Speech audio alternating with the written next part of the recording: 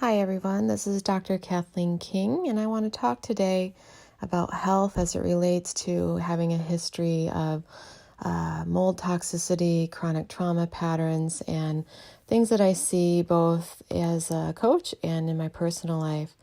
So if you're someone who has had health challenges, has had body weakness, and has had chronic trauma patterns, and specifically might have some type of environmental issue or mold sensitivity, then I'd like to ask you a few questions.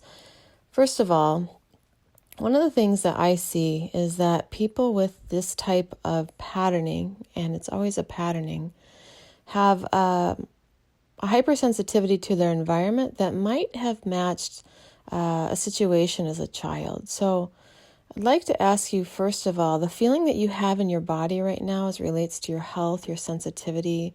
What feeling do you have about your body? Are you feeling sad? Do you feel overwhelmed? Do you feel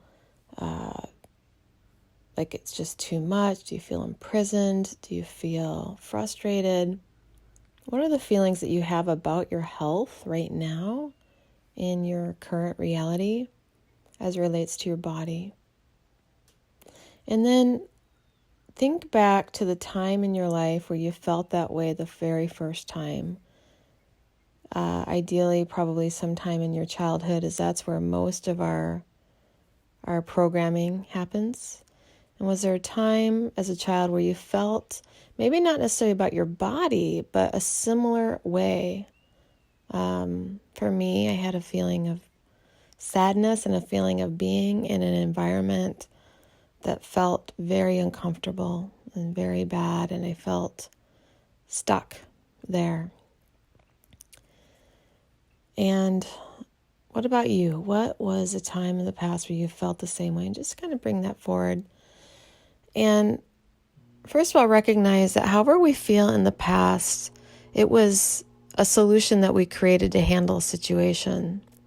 And so in the past, maybe your solution was you felt sad, you felt overwhelmed, you weren't in an environment that you wanted. And so some of us started to notice everything that was going wrong in that environment. Some of us started to be pretty vigilant.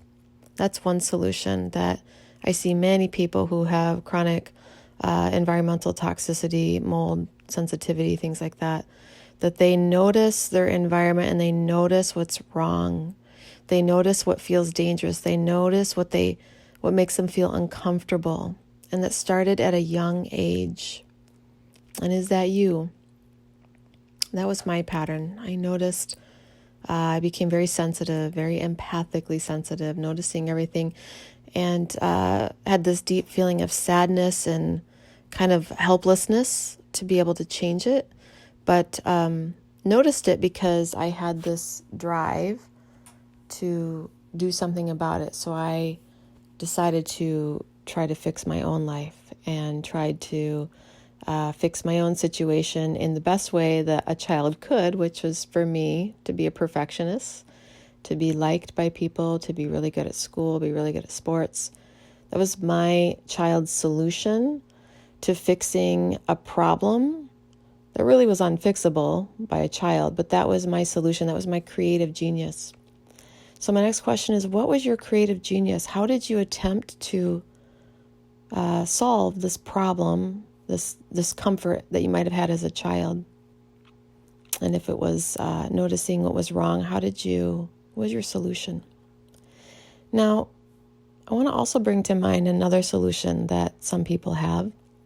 And that other solution is to ignore it, to not notice anything, to suppress yourself, and act like everything is fine. That's another solution.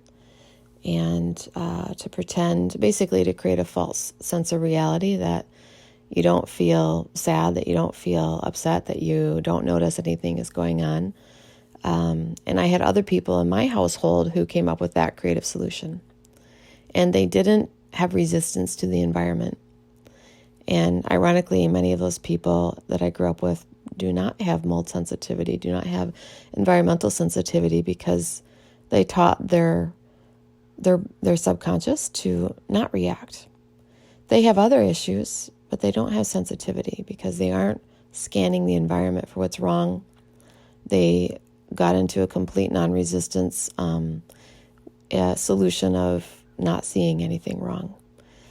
And what can happen is if there are two people in an environment where one sees a bunch of problems and another person doesn't see any problems, which often might happen where a child feels very sensitive, but the parent doesn't see the problem or the sibling doesn't see a problem, there can feel like an invalidation is happening where they're not seeing what's wrong. They're not seeing that this is bad, that we're in a bad situation here in the family, etc. And it can feel very invalidating, and it can feel gaslighting. And that can create a whole nother pattern that we grew up with. So I want to highlight a few patterns that I see. One, like I said, is seeing problems everywhere. 2 might be not seeing any problems. 3 might be a pattern of wanting validation for the problems that are in the environment and no one giving it to you because their filter is set to not see a problem, and that can be a pattern. And then how does that pattern continue to play out over your life as you grow up? Get older, kind of growing yourself older. Are you still seeing problems? Are you still feeling invalidated, that people don't understand you? Wanting to prove that things aren't okay? Looking and noticing everybody else's behaviors that might seem threatening in some way, noticing your environment's never quite okay, wanting other people to notice that the environment isn't okay. That can be a pattern that I see. Now, again, this isn't for everybody, but this is a really common one. So if this resonates, keep listening. If it doesn't, then turn it off. So a lot of times people grow up and then they're in the same pattern. Now maybe you're married or maybe in another situation where you feel like the environment is unhealthy, but now it's turned into environmental sensitivity, mold toxicity, and your filter is focused on finding all the problems. And it also might be focused on finding problems in others because you're ultimately trying to solve them. It's your creative genius of if I can find the problem, I can solve it, I can fix it, I can figure it out. That same pattern you've been doing your whole life. But these problems, again, they're out of your control, just like they were when you were a child. And that's the deep realization that has to happen, is that these problems you've been trying to solve very early on were not within your control. If you were in a pretty crazy environment as a child, that wasn't your place to solve that problem. And here as an adult, we tend to react to things that are out of our control, whether it's chemicals and mold and other people's behaviors. Those are out of our control. And if we're still resisting them, it's just going to create suffering. Suffering is from resistance. And also, if you're trying to get validation, still, as you've all grown up now, for an environment that feels toxic, just like you did as a child, trying to get validation from other family members about how it's affecting you, how sick you are, how you don't feel good, it's the same pattern. You have to see these patterns to be able to break them. And you have to rise above the patterns and create a different identity, a different filter, and a different habit. So, what could be a different pattern? How could you become an empowered creator of your life rather than a victim of the environment, a victim of what other people are doing, frustrated that they won't validate you, frustrated that they won't change with you, running from one environment to another, trying to find safety? What's another way? What's another creative solution in the present timeline, realizing what you've been doing? So that's another thing to ask yourself. What's a new solution? And maybe even going back into your childhood and imagining a new solution. So for me, one of the things I did is I imagined that I was in that same environment. I couldn't change it. I was around those same adults and same siblings that seemed completely unaffected by the trauma patterning and intensity of the environment. So what could be my solution? If I could take my adult self back into that timeline and give myself a different solution. Well, one thing I could do is I could imagine how I could go outside and play to get space. I could imagine creating my own little creative corner in my room where I would maybe write stories, write poems, do art, and that could be a safe spot for me. In other words, I could find a way to insert into that child a sense of an adult perspective that there are some things that are outside of my control, and that this environment, even though I might not like it, I can choose to do things I do like while noticing that what the other people are doing are not my favorite thing, and that at the time, this deep sense of higher conscious surrender where, okay, this is where I am growing up. What can I do? Can I get involved in sports? Can I get involved in things at school to be in a healthier place? But can I also recognize I can't solve this problem? I can't change my family. I can't change my home environment. I can only change how I am creating. So here's the key, guys. Can you recognize that you can influence how you decide to create your life? And you can take that memory back as a child and imagine giving that child that solution.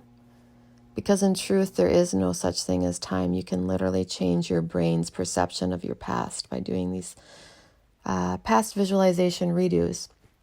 And then in your current reality, how can you be the creator of your reality instead of blaming others, being a victim to others, being a victim to your environment?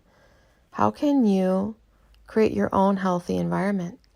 How can you spend more time creating, dancing, doing art, outputting, starting a business, planting a garden, spending time with friends, even though your home situation or environment might not be something you can completely control? How can you become a creator? And what would your body feel like if you decided to reprogram your body, that you felt amazing? That your body doesn't need to show its suffering anymore. Your body doesn't need to react to an environment that it cannot control.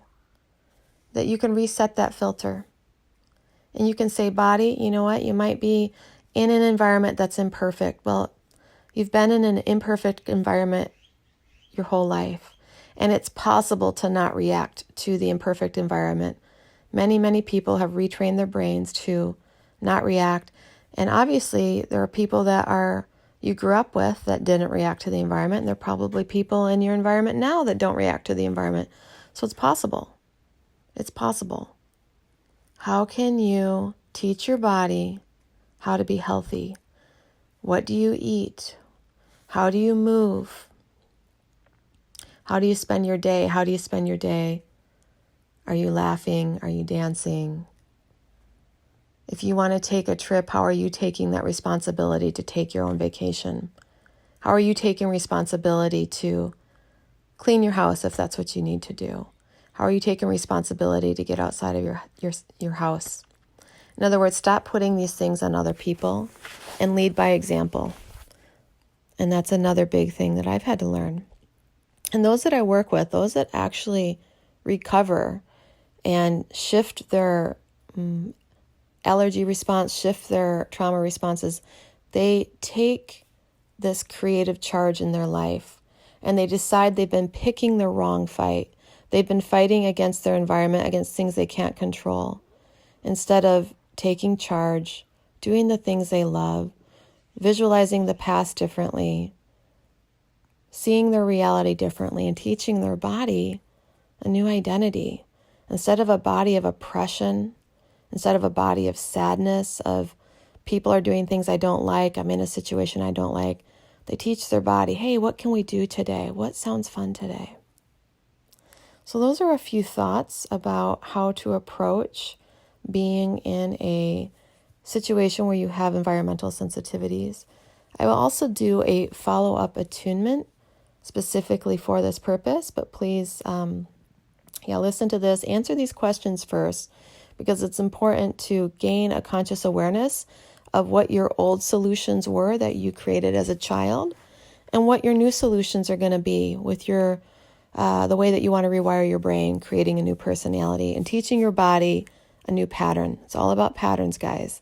And it's all about changing your brain state, changing your patterns. So from here, you can go on to part 2, which will be an attunement.